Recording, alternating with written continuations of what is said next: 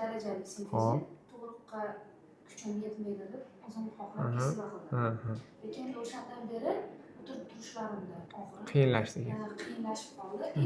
Va bir tomonimda o'sha belim aralash Tortishyapti. tomongacha nimadir ichidan bitta sim bor. Tortadi. Nimadir harakat qilgandir. Bilmayapman. Bitta ushlab qolyapti. O'ntalarida. Bo'ldi.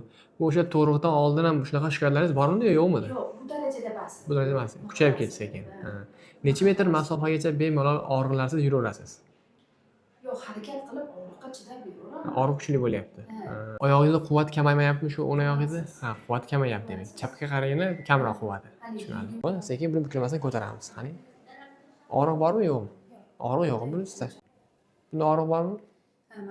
Bu tortishyapti, mana shu tortdi. Tortdi. Bo'ldi. Ko'taringchi endi qani. Tekisini ko'taring. Tortyapti, shunda ham og'riq bormi? Belingizdan, belingizda bor. Bunda 5 ta bel umurtqasi bor. Har bitta bel umurtqasidan nerv chiqadi. Har bitta nerv chiqqan alohida bittasi misol L1, L2 deymiz, bular son qismini ta'minlaydi, harakatlarni ta'minlaydi. Agar shu sohalarda og'riqlar bo'lsa, faqat son muammolar bo'lsa, faqat son sohalarda og'riq bo'ladi. Keyin hozir bu opamizning asosiy shikoyatlari L5, S1 deymiz, ya'ni o'sha 5 hamda 1-dumg'aza umurtqa suyaklari o'rtasida nerv chiqadi. Ya'ni xuddi shu nervda harakat ta'minlanishi mana shu sohada mana boshlanadi. Shunday orqani ta'minlaydi.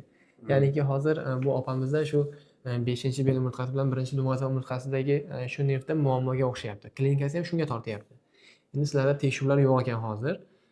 Bu opamizni bitta MRT tekshiruv qilishimiz kerak. Unga qarab turib aniq bir tashxis xulosa qilib, bir davo chorasini ko'rish kerak. Bo'lmasa bir tekshiruv qilamiz, yozib beramiz. Shunga bitta borib kelsangiz, xudo xolasa ko'ramiz uni.